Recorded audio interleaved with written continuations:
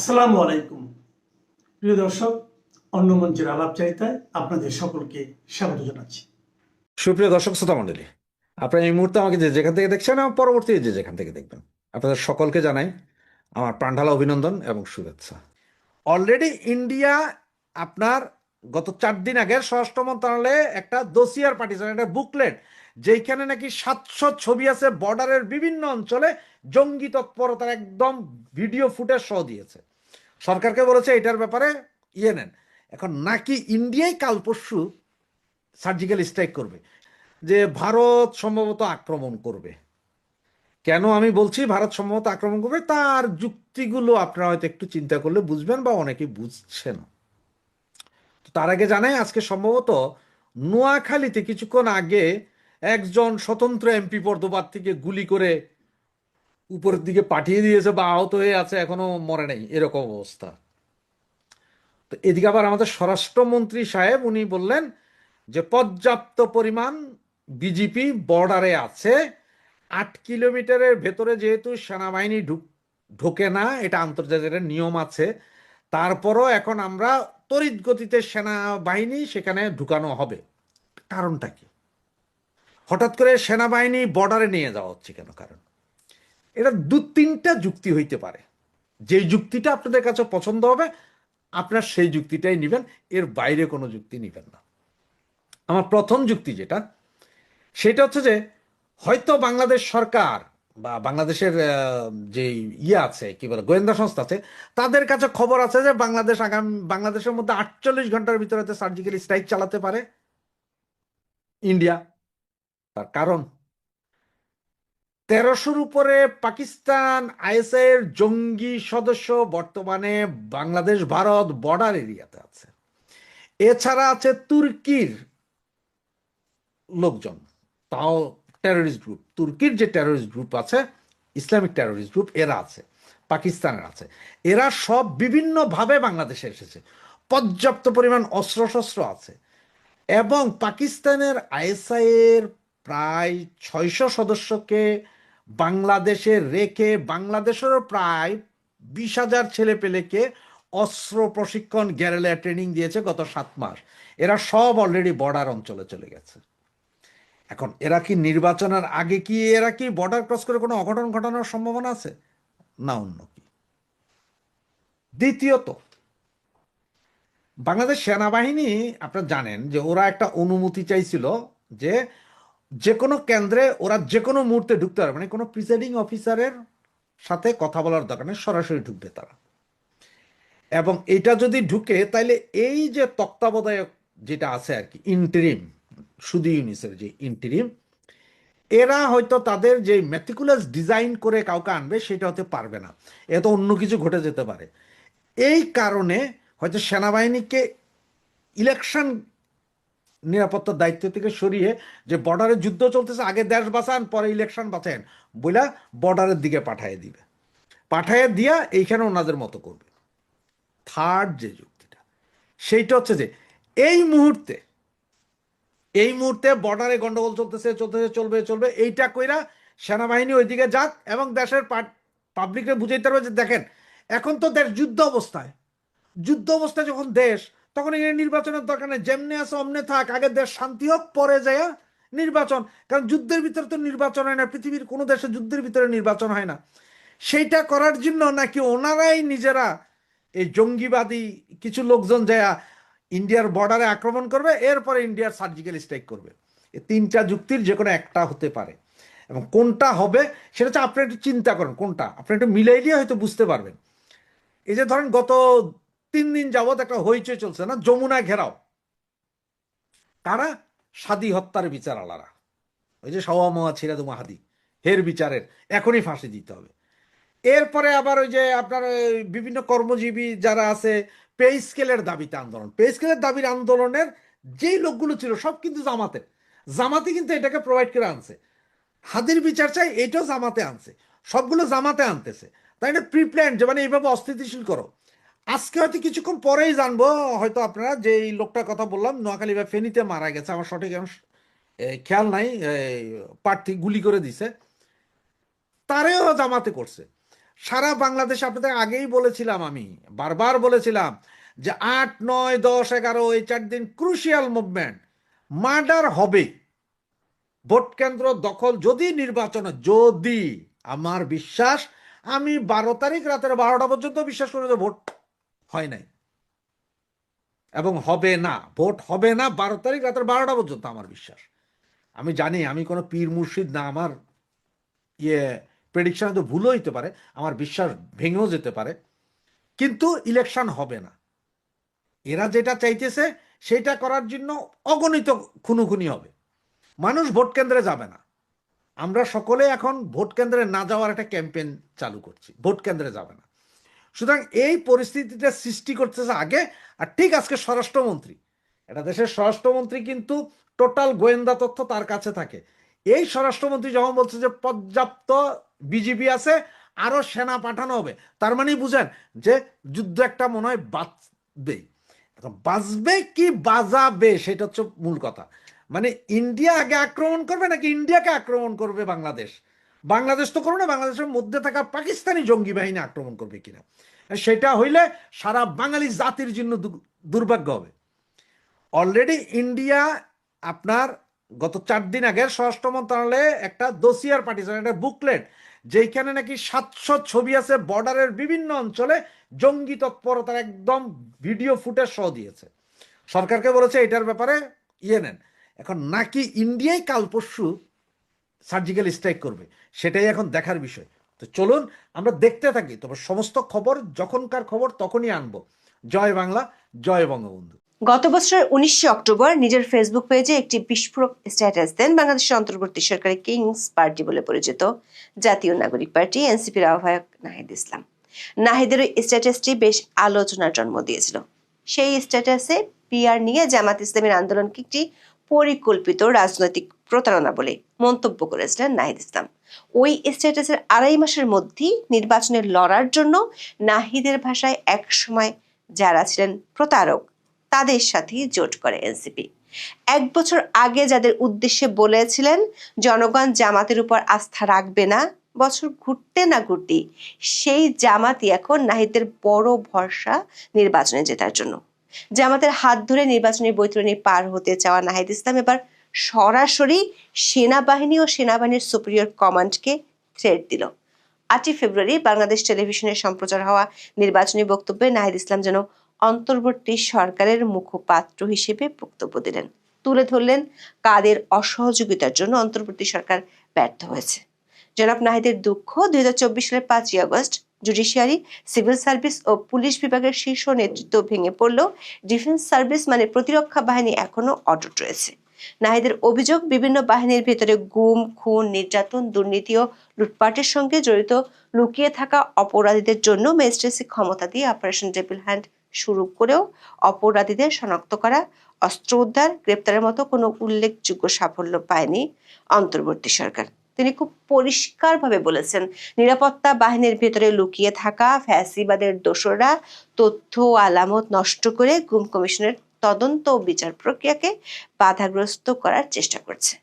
অন্তর্বর্তী সরকারের সঙ্গে বিভিন্ন ক্ষেত্রে এরা অসহযোগিতা করেই চলেছে। প্রশ্ন হলো, নির্বাচনের 3 দিন আগে হঠাৎ করে সেনাবাহিনীর ঊর্ধ্বতন কর্মকর্তাদের বিরুদ্ধে নাহিদ কেন এমন বিস্ফোরক মন্তব্য করলেন? এটি কি ভিন্ন কিছু ইঙ্গিত দেয়, নাকি আগের জামাত ইসলামের বিরুদ্ধে করা মন্তব্যের মতোই বাইরে এক ভিতরে আরেক কাহিনীকে তুলে ধরার ইঙ্গিত? 2025 সালের ফেব্রুয়ারিতে এনসিপির আহ্বায়ক নাহিদ ইসলাম ভারতীয় সাংবাদিক অর্কদেবকে দেয়া এক সাক্ষাৎকারে বলেছিলেন, জামাত কিংবা চরমোনার মতো ইসলামপন্থী দলগুলো এবারে জনগণের সমর্থন পাবে না। এরপর 31শে জুলাই নিজের ভেরিফাইড ফেসবুক অ্যাকাউন্টে নাহিদ ইসলাম ডাকসু ভিপি ও শিবির নেতা সাদিক কায়েমের কড়া সমালোচনা করে পোস্ট দেন। ওই পোস্টে নাহিদ লিখেছিলেন, সাদিক কায়েম বৈষম্য বিরোধী ছাত্র আন্দোলনের কোনো সমন্বয়ক ছিলেন না, কিন্তু 5ই আগস্ট থেকে এই পরিচয় ব্যবহার করেছেন সাদিক কায়েম। জামাতের বিরুদ্ধে সবচেয়ে বিস্ফোরক স্ট্যাটাসটি নাহিদ দিয়েছিলেন গত বছরের 19শে অক্টোবর। নাহিদের সেই স্ট্যাটাসের কড়া প্রতিবাদ জানিয়েছিল জামাত ইসলামী। ওই স্ট্যাটাসে নাহিদ লিখেছিলেন, জামাত ইসলামী শুরু করা তথাকথিত প্রপোর্শনাল রিপ্রেজেন্টেশন বা পিআর আন্দোলন একটি পরিকল্পিত রাজনৈতিক প্রতারণা ছাড়া আর কিছুই না। নাহিদ তখন লিখেছিলেন, ঐকমত্য কমিশনের সংস্কার প্রক্রিয়াকে লাঞ্ছিত করতে এবং জনগণের অভ্যুত্থানের পরিপ্রেক্ষিতে রাষ্ট্র ও সংবিধান পুনর্গঠন প্রশ্নে জাতীয় আলোচনাকে ভিন্ন খাতে সরিয়ে দিতে ইচ্ছাকৃতভাবে এর নকশা করা হয়েছে। জামাত ইসলামের তৎক্ষণাৎ নাহিদের এই বক্তব্যকে বালখিল্য সুলভ বক্তব্য বলে কড়া সমালোচনা করেছিল, কিন্তু সেই বালকদের নিয়ে 2.5 মাসের মধ্যে জোট করে জামাত। যে নাহিদ মনে করতো মানুষ জামাত ইসলামীকে মেনে নেবে না, তাকে এখন মন্ত্রী করার ঘোষণা দিয়েছেন জামাতের আমির ডক্টর শফিকুর রহমান। 8ই ফেব্রুয়ারি বিটিভিতে নাহিদ ইসলামের নির্বাচনী বক্তব্য প্রচার হয়। সেই বক্তব্যে এবার তিনি সরাসরি বিস্ফোরক মন্তব্য করেছেন সেনাবাহিনী সহ নিরাপত্তা বাহিনীগুলোর বিরুদ্ধে। 31.5 মিনিটের ওই বক্তব্য শুনে মনে হতে পারে নাহিদ ও তার দল এনসিপি যেন এখন সরকারি দলের ভূমিকায়, যত ক্ষোভ সরাসরি আওয়ামী লীগ আর ঘুরিয়ে পেঁচিয়ে বিএনপির বিরুদ্ধে। বক্তব্যের শুরুতে নাহিদ ইসলাম কেন জুলাই আন্দোলন হয়েছিল এবং কোন প্রেক্ষাপটে অন্তর্বর্তী সরকার ক্ষমতায় আসে, সাথে কেন তার দল নির্বাচনে লড়ছে সেটির ব্যাখ্যা দেন। এরপর নাহিদ দাবি করেন বহু সামরিক বেসামরিক আমলা ও বিচারক এখনো বহাল তবিয়তে আছে। জুডিশিয়ারি, সিভিল সার্ভিস ও পুলিশ বিভাগের শীর্ষ নেতৃত্ব ভেঙে পড়লেও ডিফেন্স সার্ভিস এখনো অটুট রয়েছে। তবে হাজার হাজার খুনি, লুটেরা, অপরাধী সেনানিবাসে আশ্রয় নেওয়া, সেখান থেকে নিরাপদে দেশান্তরিত হওয়া, কর্মস্থল থেকে কিছু জেনারেলের পালিয়ে যাওয়া, অবসরপ্রাপ্তদের বাইরের দেশে আশ্রয় নেওয়া ছিল অনাকাঙ্ক্ষিত। নাহিদ দাবি করেন শেখ হাসিনাকে উৎখাতের পর এই সকল অপরাধীকে গ্রেফতার ও আইন শৃঙ্খলা পরিস্থিতি নিয়ন্ত্রণের জন্য ম্যাজিস্ট্রেটের ক্ষমতা দিয়ে সারা দেশের সশস্ত্র বাহিনীকে নামানো হয়েছিল। অপারেশন ডেভিল হান্ট শুরু হলেও অপরাধীদের শনাক্ত করা, অস্ত্র উদ্ধার এবং গ্রেফতারের মতো কোনো উল্লেখযোগ্য কাজ হয়নি। লক্ষণীয় বিষয় হলো সরকারের কিংস পার্টির নেতা সরকারের ব্যর্থতা কিংবা সরকারের মিত্রদের মব সন্ত্রাসের বদলে সেনাবাহিনীকেই দায়ী করছে। সেনাবাহিনীর বিরুদ্ধে আরো একটি গুরুতর অভিযোগ করেছেন নাহিদ ইসলাম, সেটি হলো গুম বিষয়ক কমিশন 1850-টির বেশি অভিযোগ নিয়ে কাজ করছে। তার মতে দুঃখজনকভাবে নিরাপত্তা বাহিনীর ভেতরে লুকিয়ে থাকা ফ্যাসিবাদের দোসররা তথ্য ও আলামত নষ্ট করে তদন্ত ও বিচার প্রক্রিয়াকে বাধাগ্রস্ত করার চেষ্টা করছে। অন্তর্বর্তী সরকারের সঙ্গে বিভিন্ন ক্ষেত্রে এরা অসহযোগিতা করছে বলে দাবি করেন এনসিপির নেতা। এই কারণে নাহিদ বলেন বিভিন্ন বাহিনীর ভেতরে গুম, খুন, নির্যাতন, দুর্নীতি ও লুটপাটের সঙ্গে জড়িত লুকিয়ে থাকা সকল অপরাধীকে শনাক্ত করা হবে। তদন্ত বিচার প্রক্রিয়া সম্পন্ন করে প্রকৃত দায়ীদের বিচারের আওতায় এনে শাস্তির বিধান করা হবে। নাহিদ ইসলাম তার বক্তব্যে সেনাবাহিনী নিয়ে আরো বলেছেন, শেখ হাসিনা তার শাসনামলে সশস্ত্র বাহিনীকে রাষ্ট্রের বহিঃশত্রুর বিরুদ্ধে ব্যবহার না করে দলীয় স্বার্থে নিজ দেশের সাধারণ মানুষের বিরুদ্ধে ব্যবহার করেছে। এর ফলে বাংলাদেশের সশস্ত্র বাহিনী কার্যত দুর্বল ও অকার্যকর হয়ে পড়ে। প্রশ্ন হলো, নাহিদ সেনাবাহিনীর যে নেতৃত্বকে ইঙ্গিত করেছেন সেই শীর্ষ নেতৃত্বের অনেকটাই এখনো আগের মতোই রয়ে গেছে। তাহলে কি নাহিদ সেনাবাহিনীর সুপিরিয়র কমান্ডকে ইঙ্গিত করলেন? যদিও তিনি তার বক্তব্যে বর্তমান কিংবা সাবেক কোনো সেনা কর্মকর্তার নাম উল্লেখ করেনি। প্রশ্ন হলো, গত 18 মাসে কেন সেনাবাহিনীর উন্নতি হলো না? আবার সেই 18 মাসের সরকারে নাহিদ নিজেও ছিলেন। আবার নির্বাচনের একেবারে আগে আগে কেন সেনাবাহিনীর বিরুদ্ধে নাহিদ কামান দাগালেন? বিচার থেকে প্রশাসন সবখানে শীর্ষ নেতৃত্ব ভেঙে পড়লেও শুধু প্রতিরক্ষা বাহিনীর নেতৃত্ব অটুট থাকায় নাহিদের দুঃখ বিলাসী বা কেন? দর্শক, এনসিপি জোট করেছে জামাত ইসলামীর সাথে, যে দলে কোনো নারী প্রার্থী নেই, অথচ নাহিদ বলেছেন নারীদের উচ্চ শিক্ষার জন্য তার দল আরো উদ্যোগ গ্রহণ করবে এবং নারীরা যাতে রাজনীতিতে আরো সুযোগ পায় সে ধরনের ব্যবস্থা গ্রহণ করা হবে, যেটা জুলাই সনদে তাদের প্রস্তাবনা ছিল বলে তিনি দাবি করেছেন। নারীদের দাবি অন্য রাজনৈতিক দলগুলোর সহযোগিতা না থাকার কারণে তারা সেটা এবার বাস্তবায়ন করতে পারেনি। প্রশ্ন হলো, নারী নেতৃত্ব নিয়ে নাহিদ যদি এতই সোচ্চার, তারা কেন নারীর শীর্ষ নেতৃত্ব স্বীকার করে না এমন একটি দলের সাথে জোট করলো? শেষ দিকে এসে নাম না নিলেও কৌশলে বিএনপির দিকে ইঙ্গিত করে বক্তব্য দেন নাহিদ ইসলাম। বলেন, গত 1.5 বছরে দেখেছেন কারা সংস্কারের বিরোধিতা করেছে, কারা নতুন বন্দোবস্ত প্রতিষ্ঠার বিরোধিতা করেছে, কারা পুরনো অর্থনৈতিক এবং রাজনৈতিক ব্যবস্থাকে আঁকড়ে ধরে রাখতে চেয়েছে। দর্শক, নির্বাচনের আর আছে মাত্র 3 দিন। এমন সময় বিটিভিতে নির্বাচনী বক্তব্য দিয়ে কেন সেনা ও প্রতিরক্ষা বাহিনীকে এক হাত নিলেন নাহিদ ইসলাম? কেন রাগঢাক না রেখে বলেন অন্তর্বর্তী সরকারকে বাহিনীগুলোর কর্মকর্তারা অসহযোগিতা করেছে। গত 18 মাসে অন্তর্বর্তী সরকারের যে ব্যর্থতা তার তেমন কিছুই দেখেন না নাহিদ ইসলাম। যেটুকু আছে সেটুকুর দায় বাহিনীগুলোর অসহযোগিতার উপর চাপালেন। 12 জন উপদেষ্টা, তাদের মধ্যে 8 জনের পরিবার 5 এবং 6 তারিখ দেশ ত্যাগ করেছেন। মানে বউ বাচ্চা যারা যারা পরিবারের মা বাবা যা যা ছিল সব নিয়ে দেশ ত্যাগ করেছেন 8 জনের পরিবার।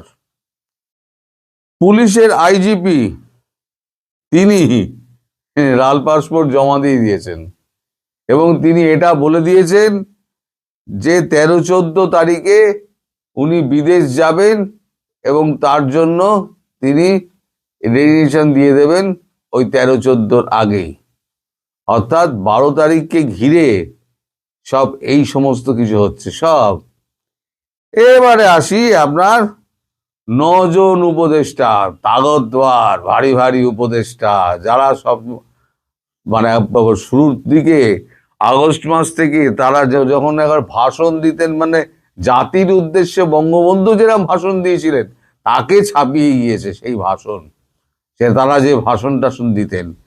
সেই 9 জনের মধ্যে আর যারা যারা হলেন তাদের নাম আমি বলছি: সালেউদ্দিন অর্থ উপদেষ্টা, রিজওয়ানা পরিবেশ উপদেষ্টা, Farida Akhter livestock, Sharmin Murshid work and establishment, Faruki Azam ধর্ম ও মুক্তিযুদ্ধ উপদেষ্টা, জাহাঙ্গীর আলম চৌধুরী তিনি হচ্ছেন স্বরাষ্ট্র উপদেষ্টা, তৌহিদ হোসেন পররাষ্ট্র উপদেষ্টা, খলিলুর রহমান এনএসএ, শেখ বশির বিমান এবং বাণিজ্য উপদেষ্টা। এরা বলে দিয়েছেন আমরা এই 12 তারিখের পর আর উপদেষ্টা পদে থাকবো না। সে 12 তারিখ যাই হোক না কেন, যে পরিস্থিতির সৃষ্টি হোক, আমরা এই উপদেষ্টা পদে আর থাকবো না। এছাড়া 2 জন বিশেষ সহকারী, তারা 12 তারিখের পর আর থাকতে চাইছেন না। এরা হলেন আবু তৈয়েব এবং লুফসে সিদ্দিকী। তাহলে বুঝতে পারছেন 12 তারিখ ঘিরে কি হতে যাচ্ছে। বৃক্ষ তোমার নাম কি, ফলে ন পরিচয়াতে। তার মানে বৃক্ষের সামনে কিন্তু ফল ফলতে শুরু করেছে এবং ফল দেখে বোঝা যাচ্ছে বৃক্ষ তোমার নাম কি। ওটা নিম ফল নাকি ওটা আম ফল নাকি ওটা আমরুদ। যা হোক, এই 12 তারিখ নিয়ে যে সংশয় আপনাদের মনের মধ্যে ছিল, আমি আপাতত মনে হচ্ছে সেই সংশয়ের কিছুটা কাটাতে পেরেছি।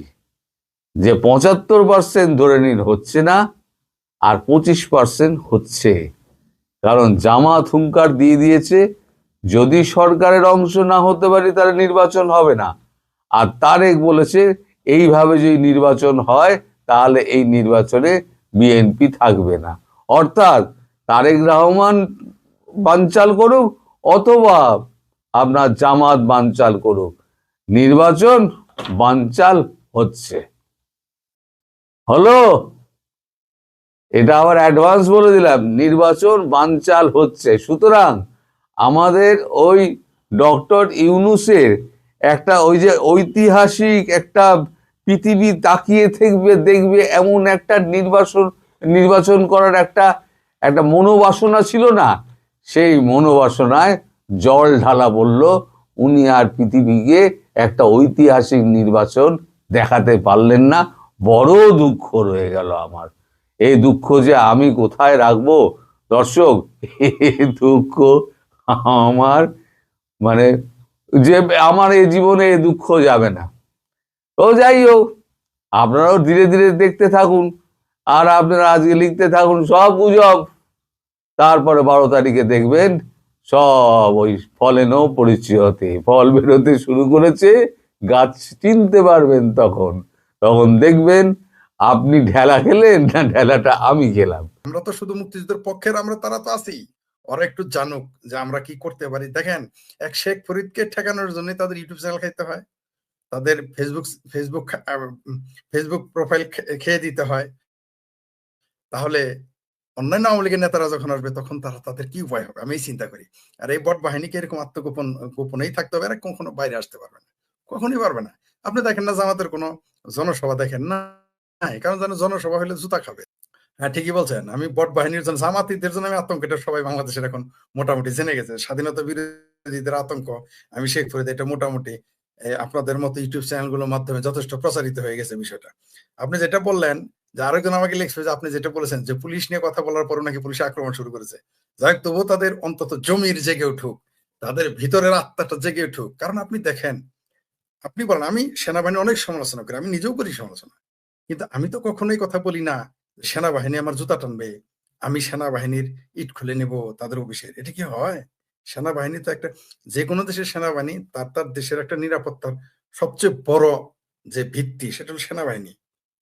তো এই সেনাবাহিনীকে যখন জামাত বলে যে তাদের পায়ে ধরে পড়ে থাকে, তখন তো ভাই আমিও কষ্ট পাই।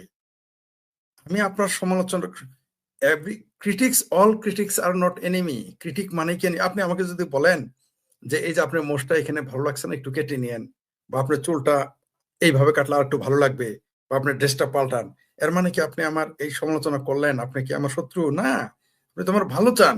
বা আপনি আরো বলতে পারেন, আর অনেক পরামর্শ দিতে পারেন, বা আমার সমালোচনা করতে পারেন যে আপনি এইভাবে হাত নাড়াবেন না, বা এইভাবে হাত নাড়ান বলতে পারেন, বা আপনি এইভাবে বলেন বলতে পারেন। এর মানে কি আপনি আমার শত্রু? না। এখন যদি ডক্টর জামিল তালুকদার বলে যে ফরিদ সাহেব আপনি আমার মতো ছুটপুট পরে আসবেন, ছুটের পুটে আসবেন, এর মানে কি তিনি আমাকে ছোট করলেন? না, তা করলেন না, তিনি আমাকে অ্যাডভাইস করলেন, তিনি আমার ভালো চান বলেই তো এটা করেছেন। তা আমি তো শেষ মুহূর্তে সেনাবাহিনী, তো আমাদের সেনাবাহিনী কাজ তো আমি করতে পারবো না, ডক্টর জামিল তো সেনাবাহিনী কাজ করতে পারেন, আপনিও পারবেন না, তাই না? সেনাবাহিনী পৃথিবীর সব কাজ সবাই করতে, রাজনীতিবিদ সবাই হইতে পারে। কালকে সেনাবাহিনী থেকে পথে করে রাজনীতিবিদ হবে, কালকে জামিল সাহেব অধ্যাপনা বাদ দিয়ে, গবেষণা বাদ দিয়ে বলবো আমি রাজনীতি করবো, তিনি রাজনীতি মাঠে নেমে যেতে পারে। আপনিও কালকে যদি বলেন এডিটর গিরি বাদ দিলাম, রাজনীতি নামবো, আমিও যদি বলি কালকে রাজনীতি পারবো। কিন্তু আমরা কেউ কিন্তু সেনাবাহিনীতে যেতে পারবো না, আমি রাইট? আমরা কেউ যেতে পারবো না, কারণ তার জন্য বিশেষ গুণ, বিশেষ যোগ্যতা, বিশেষ ব্যবস্থা আছে, অবস্থা আছে। তো সেনাবাহিনী কাজকে সেনাবাহিনী করবে, আমি তো চাই তারা ভালো হবে। কিন্তু যখন বলে জামাত তার পায়ে ধরে, তার দেখেন পুলিশ বাহিনীকে কিভাবে কিক মারলো। পুলিশ ভালো এটা আমি বলছি না, পুলিশকে আমি পছন্দ করি তাও বলতেছি না, কিন্তু পুলিশকে তো তাই বলে আপনি প্রকাশ্য একটা ছাত্র নেতা, একটা সংগঠনের ভিপি সেখানে মঞ্চে দাঁড়ানো, সেখানে সে কি সাইড কিক দিল, একটা লোক টু শব্দটি করলো না, এই পুলিশ বাহিনীতে আমরা কি করব? যে সেনাবাহিনীকে বলে জামাত, জামাতের পায়ে ধরে তাদের চলতে হয়, সে সেনাবাহিনী, যে সেনাবাহিনী বাংলাদেশের জামাতের মতো একটা স্বাধীনতা বিরোধী দলকে, যাদের পার্সেন্ট হলো 2 থেকে 3, তাদের পায়ে ধরে পড়ে থাকে, সেই সেনাবাহিনীর রিটায়ার্ড আর্মি অফিসার বলে 3 দিনে দিল্লি দখল করবে, 7 দিনে 7 সিস্টার। হাসবো না কাঁদবো নাকি পদবায়ু ত্যাগ করবো? আস্তে আস্তে আমার তো আকলেই আসে না। যে সেনাবাহিনী জামাতের পায়ে ধরে পড়ে থাকে, মানে এই কথা বলে বাংলাদেশ সেনাবাহিনীর যে কত ক্ষতি করেছে, মানে বাংলাদেশ সেনাবাহিনী কি বেজ্জতি করেছে, এটা কি ওই যে এমপি প্রার্থী তার তো নাই আকল, সে তো জোশে হোশ হারাই ফেলছে। যেদিন ক্যান্টনমেন্টে নিয়ে উবদা করে সেদ্ধ ডিম দিবে সেদিন বুঝতে পারবে। আর সেনাবাহিনীর মিনিমাম আকল থাকা উচিত যে বানরকে, ওই যে বলছি তো, যে কুলে রাখছেন, ঘাড়ে উঠাইছেন, এখন মাথায় উঠেছেন, নামাইতে হবে আপনাদের। আর আপনারা পুলিশেরা, সেনাবাহিনীরা যদি বান্দর তেন্দর হনুমানদের না নামান, আমরা সাধারণ জনগণ আপনাদের সহ নামিয়ে দিব, সোজা হিসাব। তো যাই হোক, তাদের জমির জেগে উঠেছে, তারা অ্যাকশনে যাচ্ছে এই সমস্ত জুলাই সন্ত্রাসীদের বিরুদ্ধে। এটা কিছুটা বোধহয় শুভবুদ্ধির উদয়, যদিও কেউ কেউ মনে করে এগুলো তাদের সাজানো নাটক। তবে যদি সত্য হয় তাহলে সেটা শুভবুদ্ধির উদয় বলে মনে করব। বাংলাদেশে ডক্টর ইউনূসের এখন 1 পয়সার গ্রহণযোগ্যতা নেই, 1 পয়সারও নেই। তাই তাকে হটিয়ে যারাদের নাম বলেন এগুলো কিন্তু সেই একই গোয়ালের গরু, একই গোয়ালের গরু, কালার একটু আলাদা, বা একটু ওই আগের গরুটা একটু উষ্টাইতো বেশি, এই গরুটা হয়তো উষ্টাবে না কিন্তু গুতা দিবে ঠিকই। যাই হোক, মানে মুক্তিযুদ্ধের মানুষদের গুতা ঠিকই দিবে। যাই হোক, তারপরে একটু পরিবর্তন হওয়া অস্বাভাবিক কিছু না, কারণ এর কোনো গ্রহণযোগ্যতাই নেই। আর যে কোনো কিছুই করতে পারে যে কোনো মুহূর্তে, কারণ আমরা কেউ জানতাম না যে 5ই আগস্টের 4:30টার সময় শেখ হাসিনাকে চলে যেতে হবে, এটা আমরা কেউ জানতাম না। একটি নির্বাচিত সরকার এবং এত বড় একটা দলের প্রধান, যিনি কয়েকবারের প্রধানমন্ত্রী, তার বাবা ছিলেন প্রধানমন্ত্রী, তিনি এত বড় একটা দলের নেতা, তাকে যদি চলে যেতে হয়, আর ইউনূস কোথাকার কোন আরবের খুরমা খেজুর? তারা চিনে কারা এই দেশে? তার গ্রহণযোগ্যতা কি? তার তো এই দেশের পাসপোর্টই নাই। তার পাসপোর্ট নাই, কয়েকটা দেশের মানে বাংলাদেশি পাসপোর্ট নাই, তার কয়েকটা দেশের পাসপোর্ট আছে। এই কথা বলার জন্য কলিমুল্লাহ স্যার জেলে আছে এখনো। আপনার চ্যানেলে তিনি এসেছেন, তিনি জেলে। বিভিন্ন চ্যানেলে তিনি আসে কথা বলতেন, আমরা তার সাথে লাইভে গিয়েছি। তিনি জেলে আছেন, অথচ তিনি জুলাই সন্ত্রাসী আন্দোলনের সমর্থক। তারপর উচিত কথা তথা ভাতে বিলাই বাজার, তাকে জেলে পাঠানো হয়েছে। তো আপনি যেটা বললেন যে পরিবর্তন হতে পারে, তত্ত্বাবধায়ক সরে আসতে পারে, এই নির্বাচন যদি 12 তারিখে তথাকথিত নির্বাচন, আমি তো আমার বাজি এখনো আছে, 1 মিনিট আগে আমার বাজি আছে, আমি বাজি উজ্জ্ব করিনি। হতে পারে নতুন কোনো কিছু চলে আসতে পারে, হতে পারে খোদ শেখ হাসিনাও দেশে চলে আসতে পারে, কত কিছুই করতে পারে দেশে। হতে পারে এগুলো সব পুরা টিম বদল। এই ইউনুস গ্যাং, আমার ভাবির পোলার টিম, জামাতির টিম, ওয়াকার টিম সব বদল হয়ে নতুন কোনো খেলোয়াড় মাঠে নামতে পারে। এটা অস্বাভাবিক কিছু না, বাংলাদেশে এখন সবই সম্ভব। কারণ যে বাংলাদেশে একটা দলীয় প্রধান নারীদের বেশ্যা বলতে পারে, বিশ্ববিদ্যালয়ের ছাত্রীদের যে দলের নেতারা বিশ্ববিদ্যালয়কে বেশ্যালয় বলতে পারে, ওই দেশে যদি উল্টাপাল্টা কিছু হয়ে যায়, কিছু ঘটে যায়, কালকেই যদি দেখেন যে আপনি তো 9 তারিখ বললেন, এই মুহূর্তে আমরা কথা বলতে বলতে অনেক কিছু ঘটে যেতে পারে। অস্বাভাবিক কিছু না তো, বাংলাদেশে অনেক কিছু ঘটে যেতে পারে। এই যে আমরা কি কল্পনা করেছিলাম যে এই সমস্ত দুধের শিশুরা এসে আমাদের জাতীয় ভাষণ শোনাবে? আমরা কি ভেবেছিলাম? আমরা ভাবিনি। তো দুধের শিশুরা যদি জাতীয় নেতা বনে যেতে পারে, তাহলে অনেক কিছুই ঘটতে পারে, অনেক কিছুই। ডক্টর ইউনূস তো একাই যোগ্য লোক না। ওই কোথাকার কোন থালি রিয়াজ নাকি খালি রিয়াজ, তাকে ধরে আইনে যদি উপদেষ্টা বানাইতে পারেন, আবার ওই বাংলাদেশের কোথাকার কোন গীতার ফারুকি নাকি সরোয়ার ফারুকি আন্ডার মেট্রিক নাকি মেট্রিক পাস, তাকে যদি উপদেষ্টা বানাইতে পারেন, অপদেষ্টা বানাইতে পারেন, তো অনেক কিছুই তো দেশে করতে পারে। কারণ এই দেশে ইন্টারিম গভর্নমেন্টের কোনো বৈধতা নাই। তো এখন নতুন কিছু আসলে ওই জায়গায় এটা অস্বাভাবিক কিছু বলে আমি মনে করি না, এবং ইট শুড বি, এটা হওয়া উচিত। জি। আর আপনি যেটা বললেন, আমি মানে আপনার সাথে কথা বলতে বলতে একজনে দেখলাম মেসেজ করেছে, তিনি লিখেছেন কারা কারা পাসপোর্ট জমা দিছে, তার নাম লিখছে। সত্য মিথ্যা আমি জানি না, কিন্তু যিনি পাঠিয়েছেন নিরাপত্তা জনিত কারণে তার নাম বলা গেল না। কিন্তু তিনি একেবারে মানে মানে রিউমার নিয়ে বলেন তা না, তিনি অবশ্যই কোনো তথ্য যেমন লিখেছেন, লিখে দিয়েছেন যে সালেউদ্দিন আহমেদ, তারপরে ওই যে নাকি ফাদিলুর রহমান খান, ওই যে 245 ভোট পাওয়া যিনি পেয়েছিলেন এবং এখন তিনি অপদেষ্টা, সে আদিলুর রহমান খান পরিবেশ উপদেষ্টা সৈয়দা রেজওয়ানা। এই সৈয়দা কেমন হইলো ভাই? সৈয়দরা তো থাকবে আরবে, সৈয়দ বাংলাদেশে এলো কেমনে? বুঝে উঠতে পারলাম না। যাই হোক, এখন এই তথ্য উপদেষ্টা ইতিমধ্যে কূটনৈতিক পাসপোর্ট জমা দিয়েছে নাকি। আর এছাড়া পররাষ্ট্র উপদেষ্টা তৌহিদ হোসেনও নাকি অলরেডি কূটনৈতিক পাসপোর্ট জমা দিয়ে সাধারণ পাসপোর্টের আবেদন করেছেন। এত তাড়াতাড়ি আমি জানি না এটা কতটুকু সত্য মিথ্যা, একজন মেসেজ করেছে শুনলাম। তো এরা তো দিতেই হবে, কারণ তারা তো জানে তারা কি করেছে এই দেশে। আচ্ছা, আপনি একজন সাবেক উপদেষ্টা হবেন, যদি 12 তারিখে ইলেকশন নামের সিলেকশন হয়ে যায়, ভয় কিসের? আপনার তো যেখানে যাবেন জামাই আদর করবে, শাশুড়ির আদর করবে, পোলা মেয়ের আদর করবে, তাই না? নিজের এলাকায় যাবেন, তো এদের এখনই জমা দিয়ে পালানোর চিন্তা করতেছে কেন? কারণ এরা জানে এরা কি করেছে। ধরে নেন, কমরেড মঈনুদ্দিন খান বাদলের ভাষায় যদি বলি, ধরে নিলাম বিএনপি ক্ষমতায় আসলো, তো ভয় কিসের আপনাদের ভাই? আওয়ামী লীগ তো আসে নাই, বিএনপি তো আসবে। আপনারা ভয় পালাচ্ছেন কেন এখনই? আপনাদের বন্ধুরা, আপনারা কোথায় যাবেন? ওই দেশেও আপনাদের বন্ধুরা বসে আছে তো, এই ডক্টর জামিল সাহেবের ভাষা, জামিল তালুকদার যেটা আপনাদের বলছেন, আপনাদের বন্ধুরা এত সুন্দর আদর করবে, আপনাদের সূত্রার পাতা নিয়ে বসে আছে আর ঠান্ডা জল নিয়ে বসে আছে। যান, দেশে থাকেন আর বিদেশে থাকেন, আপনারা রমেশ সেনকে জেলখানায় মেরে ফেলবেন, একজন 87 বছর বয়স্ক মানুষকে, আর বাংলাদেশের জনগণ আপনাদের ছেড়ে দিবে এই উপদেষ্টা পরিষদকে।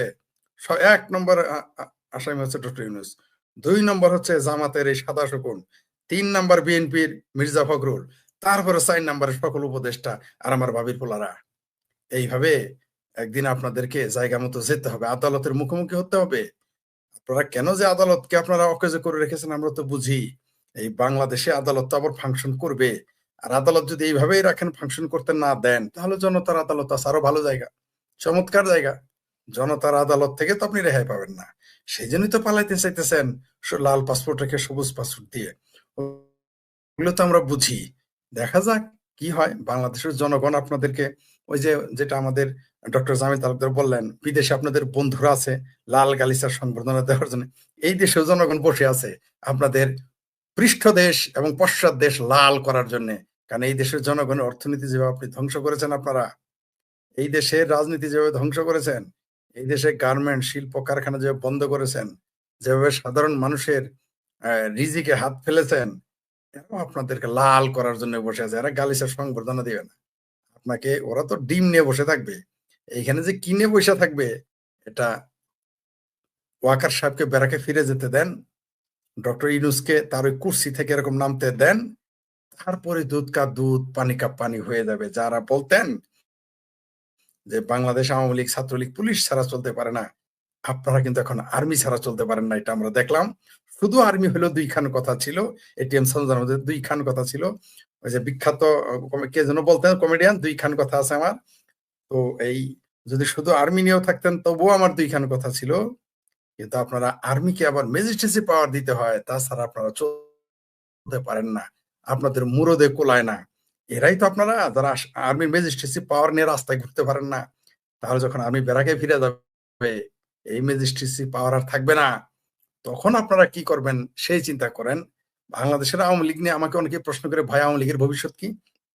আমি তাদের বলি, যারা ছাত্রলীগ করে, যুবলীগ করে, তৃণমূলের অনেকে আমাকে জিজ্ঞেস করে, আমি তাদের বলি, ওই আপনাদের ভবিষ্যৎ নিয়ে চিন্তা দেন, এই এদের ভবিষ্যৎ কি এই চিন্তা করেন। এই ডক্টর ইউনূসের ভবিষ্যৎ কি, রেজওয়ানার ভবিষ্যৎ কি, আসিফ সারের ভবিষ্যৎ কি, তৌফিকের ভবিষ্যৎ কি, এই গিদর ফারুকির ভবিষ্যৎ কি, এগুলো চিন্তা করেন। ফরিদ আক্তারের ভবিষ্যৎ কি, জামাতের ভবিষ্যৎ কি, এই চিন্তা করেন। ওগুলো চিন্তা বাদ দেন। কারণ আপনাদের ভবিষ্যৎ কি? কারণ আওয়ামী লীগের জন্য, মুক্তিযুদ্ধের পক্ষের মানুষের জন্য বারবার বলি, সাঁতারের উপরে পানি নাই। সাঁতারের উপরে পানি নাই। 10 ফিট হলেও সাঁতার, 100 ফিট হলেও সাঁতার, 1000 ফিট হলেও সাঁতার। আর আওয়ামী লীগ এবং মুক্তিযুদ্ধের পক্ষের মানুষ সাঁতার জানে, কিন্তু এরা কিন্তু সাঁতার জানে না। সুতরাং এদের জাহাজটা যখন ডুববে, আমরা তখন দেখব কে কোথায় যায়, কোথায় লুকায়। কারা যেন বলে এখন যে আওয়ামী লীগ পালিয়ে গেছে, আত্মগোপন করে আছে। আমাকেও দেখি আজকে অনেকে লিখছে, দেশে আয়, তোর হেন করমু তেন করমু, ইত্যাদি ইত্যাদি। আরে ভাই, আমি কেবল তো 17 মাস হয়েছে, তারেক রহমান তো 17 বছর বাইরে ছিল, জামাতিরা তো যুগের পর যুগ বাইরে ছিল। আমরা একটু থাকি না, একটু ঘুরে ফিরে আসি, হাওয়া বাতাস খাই। আমরা আসবো, আমরা যেদিন আসবো না সেদিন কিন্তু তোমাদের আর হারিকেন দিয়েও খুঁজে পাওয়া যাবে না। তোমাদের জন্য পাকিস্তান যাওয়ার কিন্তু জায়গা নেই।